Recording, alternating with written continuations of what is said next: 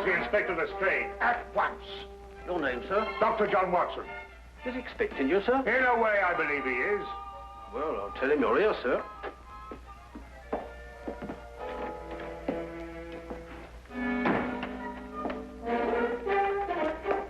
You can go in, sir. Ah, Dr. Watson, I didn't expect to have the pleasure of seeing you again so soon. Will you kindly read that? What is it? Read it. Oh. Yes, sir. Oh. I think it's disgraceful, sir. Absolutely disgraceful.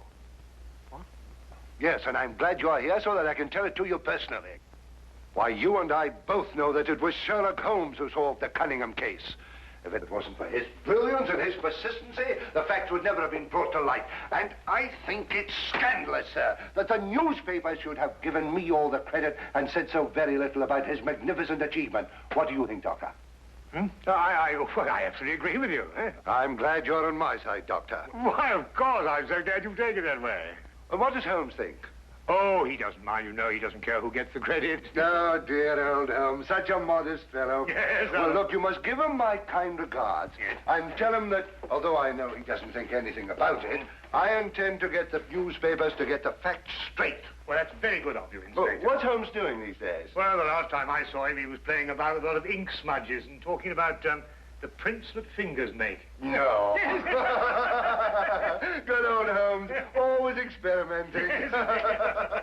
Inspector Lestrade, sir. Yes, what is it? There's been a murder reported at the home of Lord Beryl. What, Lord Beryl of the Foreign Office? That's him, sir. I'll be right with you. Excuse me, Doctor. Yes, of course. Lord Beryl. This is going to be a tricky situation to handle, what with the Foreign Office and who knows what else. Yes, indeed. Can I be of any assistance? I don't think so, Doctor. Oh, perhaps as a medical man. Mind you, I don't know what to expect, but I think you would be of invaluable assistance. Say no more. Here's the address, sir. Your carriage is waiting outside. Oh, thank you very much. Perhaps you'd care to acquaint Sherlock Holmes with what has happened. Well, I don't know. I don't know myself what's happened. As you said, the people involved make this case rather delicate.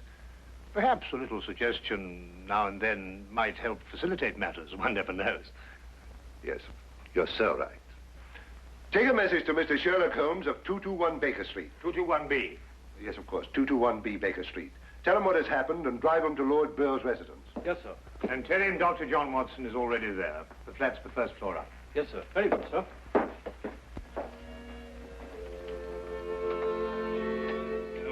221B Baker Street.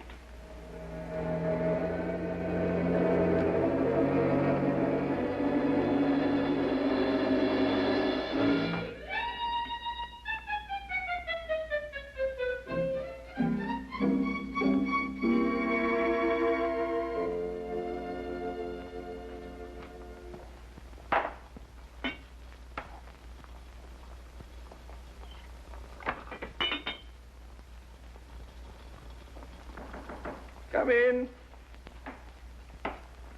Excuse me, Mr. Holmes. Yes? A message for you, sir. There's been a murder committed at the home of Lord Beryl. Inspector Lestrade and Dr. Watson have already gone there. Thank you. Would you care to have some tea? Some tea, sir? Yes. Is that what you're making? Oh, come along. Come and have a look at this. I'm working on an extract from a special series of pygmy poisons. Oh, very interesting, sir. Tea? Well, yes, I don't mind if I do. You take milk? Yes, sir, please, sir, if I may. Splendid. Sugar? Thank you, sir. Where did I put that sugar? Ah, that's it. It's right here. Help yourself. Thank you, sir. So.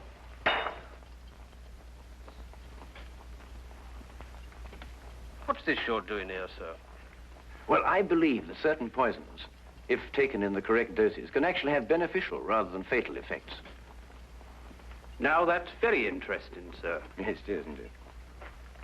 And what's all this over here, sir? Oh, that? Oh, those are some tropical leaves. They were sent to me by a friend of mine who hunts in that part of the country. The essence, you see, passes through this tube, down here and across the table, and is condensed in that retort there. And what's that stuff in the bottom there? That's lime. That acts as a catalytic agent to combine the essence of the leaves with a dark, tar-like substance, which you can see at the bottom.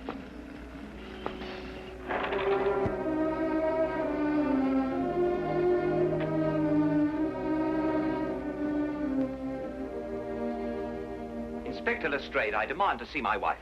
You've kept me waiting half an hour, and now I should like an explanation. Of course, you're entitled to one, sir. You know that Karl Oberstein was murdered in your study. I was informed of that, and it is a tragedy, of course. But I still don't see that is... Lord Beryl, your wife has confessed to shooting him. What?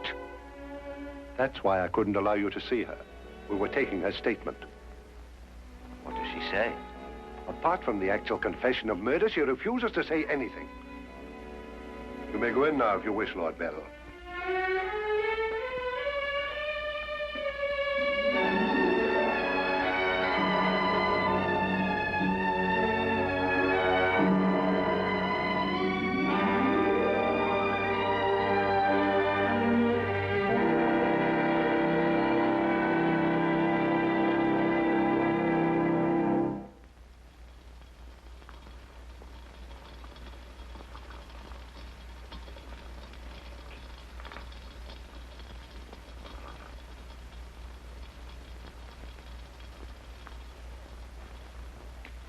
What's that you're putting in now, sir? Well, it's a form of acid dye. Yeah. That's all right. Oh, where have you two been all the afternoon? Didn't the sergeant tell you? Oh, yes, I remember. There was a murder somewhere. Was it interesting? No, Mr. Dwight. Uh-huh. Well, Lestrade, come and have whiskey and soda. Whiskey and soda, Lestrade. I don't know. I'll be off duty in 5 minutes. Yes, I think that'd be all right. Neat for me. Well, sit down if you can find yourself a place. There you go. yes, well, I think we can leave that to boil for a little while now. Now, gentlemen, what's the problem? Who was murdered? A man named Karl Oberstein. Oberstein. Oberstein. Oh, yes, I remember. An Austrian chap. He was originally, but of course, for a number of years, he's been a freelance agent. Mm-hmm. Buying and selling anything he can get his hands on, eh? But his hands in a bit too much this time. Lady Beryl shot him. Holt Smith, 38. Oh, really? It was a nasty bit there. I examined the body before it was removed. Entire back of the head gone. Instantaneous death, of course. Did you find the bullet? No, the police surgeon will do that. It hadn't come out. Yes, and that shot in the back of the head removes any possible chance Lady Beryl may have had of claiming self-defense. You're off duty now, aren't you, Wilkins? Yes, sir. You may go home. Thank you, sir. It's been a pleasure working for you this afternoon, Mr. Holmes. I'd like to know how it all turns out. I'll let you know. Thank you, sir. Good afternoon, sir. I feel sorry for Lord Beryl. There'll be quite a scandal when this appears in the papers. Yes, it certainly will be. I wonder why Lady Beryl lied to you. What nationality was Lady Beryl originally? Well, she was born in Austria, although she was brought up in America. She's been here in England for the past 5 years, since her marriage, you know. It's a shame a woman like her has to remain in prison. Still, she might decide to tell you...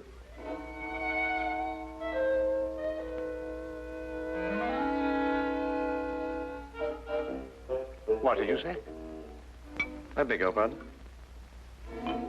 What did you say just now? I didn't say anything. Oh, yes, you did. You said, I wonder why Lady Beryl lied to you. Oh, that? Yes, what did you mean? Nothing, except, of course, that Lady Beryl didn't shoot this chap Oberstein at all. But she confessed to it.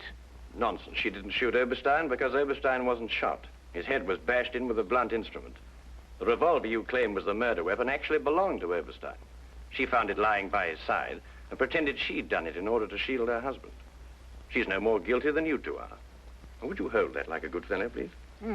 Would you please repeat that? Of course, it's as plain as a... Here, would you mind holding that? Oh, well, it's not plain to me. Well, you told me that Lady Beryl confessed to shooting Oberstein. But Oberstein wasn't shot. Just because you find a man with the back of his head shattered and a gun lying by his side is no reason to assume he's been shot. Thank you.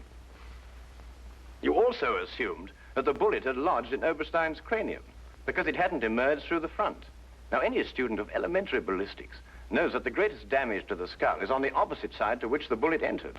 The point of entry is always clean. But the gun we found was an Austrian gun, and Lady Beryl is an Austrian.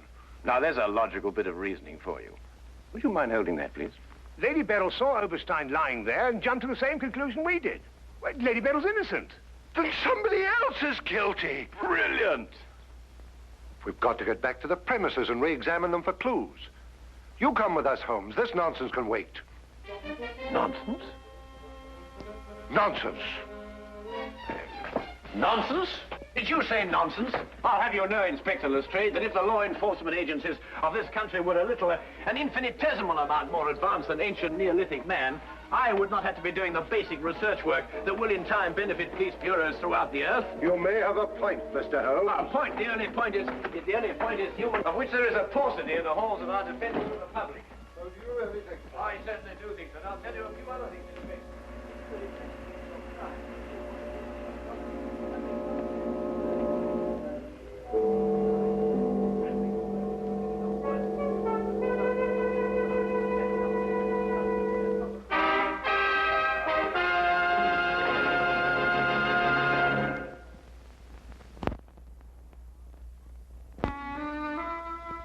And now we return to the case of Lady Beryl. Yes, is to be dependent 90% on a good memory. Details, Lestrade, those are the things.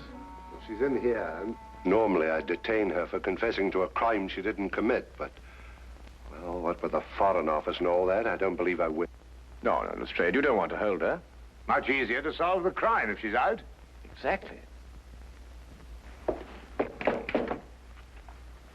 Inspector Lestrade.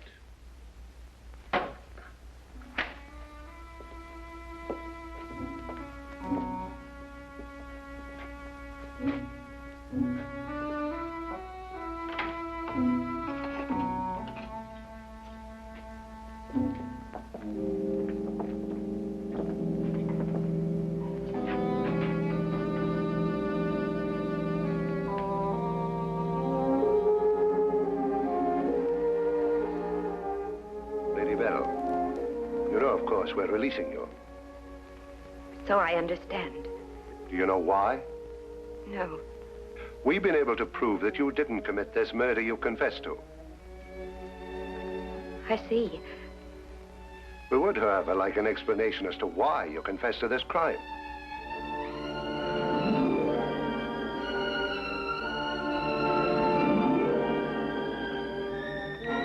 I prefer not to explain my actions, Inspector. You realize, of course, that your actions are in themselves punishable and that we could detain you.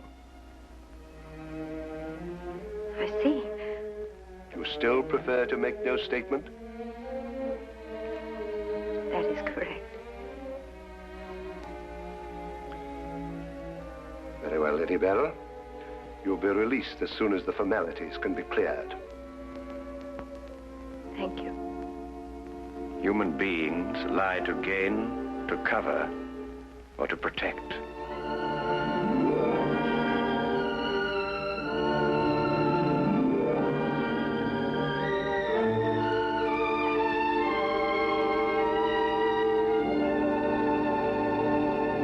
I don't know how to thank you, Mr. Holmes.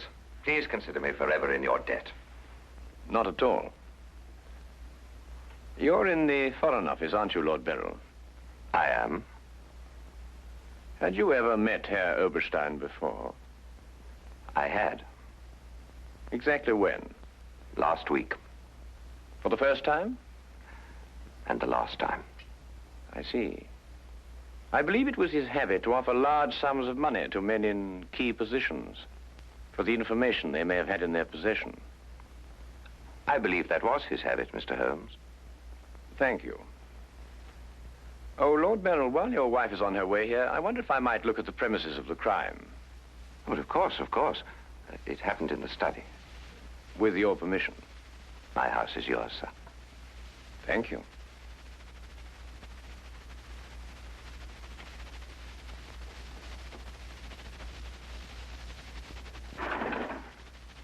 Well, now, let me see. Karl Oberstein was lying about there. Of course, it's been removed. Yes, yes, of course. I see you cleaned everything up with your usual remarkable efficiency, Lestrade. Now, look here, Holmes. I didn't know there was going to be any mystery about this affair. Oberstein's head was here, Holmes, and his feet were there. Thank you, Watson.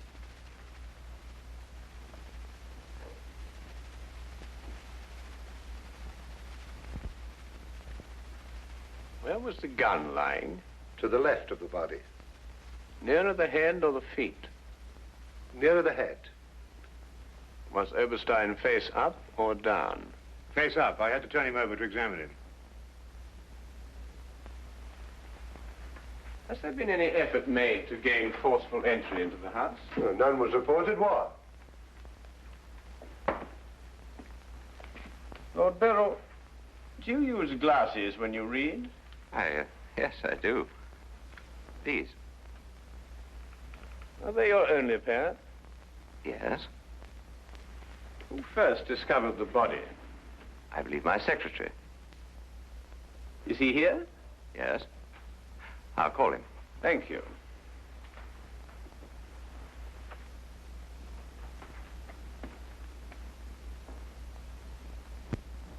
Lestrade, where was Lord Beryl at the time you estimated the crime was committed? He'd been at a meeting with high government officials all day. Oh, good, good. Why did you ask about the glasses, Holmes? It's because Lord Beryl wears glasses when he reads. But Lady Beryl confessed to a crime she didn't commit. What? This is my secretary, Mr. Ross. You've met Inspector Lestrade and Dr. Watson. This gentleman is Mr. Sherlock Holmes. How do you do? I understand it's through your efforts that Lady Beryl was returning home.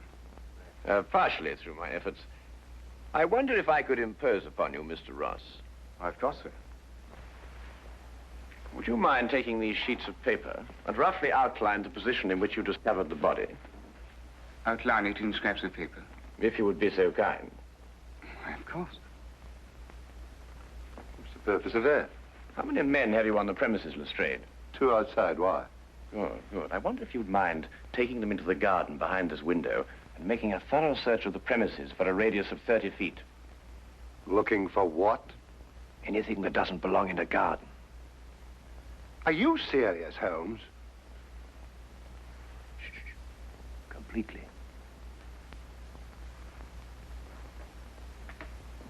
Let's got him out of our way. Have you examined your safe, Lord Beryl? I have, Mr. Holmes. All my papers are intact. Excellent, excellent. Does Mr. Ross have the combination to your safe? Yes? There's been no question of robbery. Of course not, Ross. One must ask these questions in an investigation. Of course. Good afternoon, Lady Beryl. Nina, my darling. How are you? I'm all right, George. Quite all right. You must rest. This experience must have been horrible for you. It's all right. It didn't last long enough to be too difficult. I don't know how, but Holmes has solved the entire thing. Has he really? Not entirely, Lady Beryl. Not yet. Do you expect to? I can only hope to. Mr. Holmes, if there's anything I can do to help. If it would not be too much of an imposition, Lady Beryl, I would like you to retake the position in which Mr. Ross discovered you when he entered the room. Mr. Holmes, my wife has had a harrowing experience. Please consider her nerves at this point. You're forgetting, Lord Beryl, that your wife confessed to a crime she didn't commit. The circumstances are somewhat exceptional. But if Lady Beryl would rather not... It's quite all right, George. Now, let me see.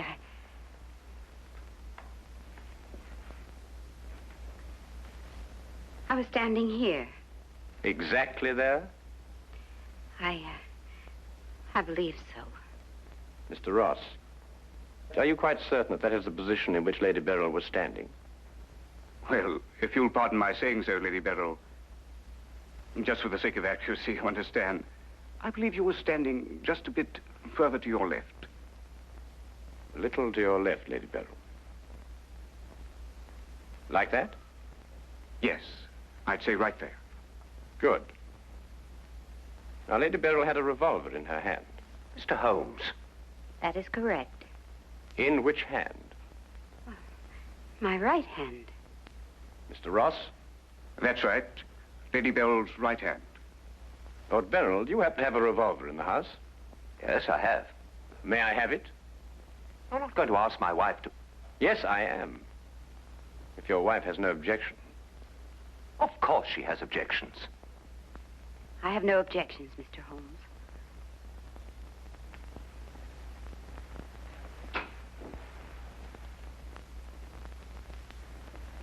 Ah, excellent. A .38 caliber. Do you notice, Watson, that it's patterned very closely after the Schmidt-Holtz, the revolver in question? Lady Beryl, is that the way you held it? I believe so. Mr. Ross? Yes, it was like that. Mr. Ross, I'd like you to think very hard. A great deal depends on what you're going to say now. As far as you can remember, that was the position of Herr Oberstein's body? Yes. And where in relation to Herr Oberstein's body and Lady Beryl were the broken eyeglasses? Over there. There? Yes.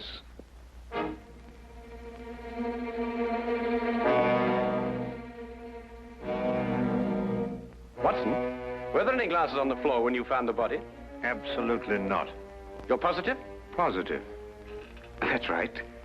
I didn't know what I was saying. There were no glasses on the floor at all.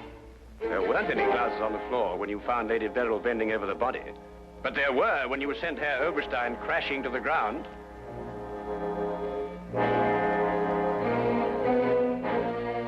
Before you run, Mr. Ross, look at Lady Beryl. I don't understand this, Mr. Holmes. Oh, very simple, really. Herr Oberstein approached you with an offer to buy Foreign Office secrets. You threw him out. Then Ross contacted him, prepared to sell him the secrets. Well, there's nothing missing from the safe. Of course not. If you sold anything, you'd have been found out. Herr Oberstein came here expecting to buy. You opened the safe, showed him the papers he wanted. He put his glasses on to examine them. And then when he paid you, you smashed his skull in. He fell, breaking his glasses. His revolver dropped from his pocket. Then you replaced the papers, pocketed the money, and left. It's a lie. Why, you filthy... The unfortunate point occurred when Lady Beryl discovered the body. You read the evidence incorrectly. I thought the gun was my husband's. Similar, but not the same. And the glasses. A very common variety of frame. You gathered up the pieces, except a few fragments, and threw the frames away. Yes. Then you lied to protect your husband. Yes. Nina. Brilliant, Holmes. Absolutely brilliant. Thank you, Watson.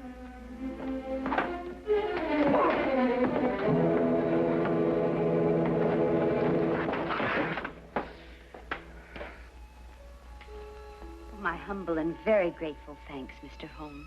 It's been a pleasure to help so brave and noble a woman. I'm still not quite certain what's happened, but I know we shall both be forever indebted to you.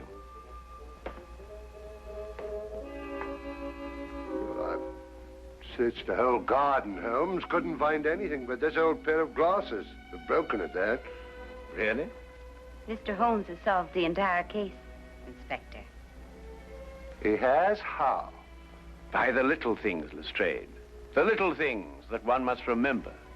The little things that make the difference between success and disaster. One must never forget that the difference between... Good heavens. Watson, What is it, Holmes? I left the gas on under the experiment. All Baker Street will be blown up. Holmes, I turned it off. Oh. Straight, hold that.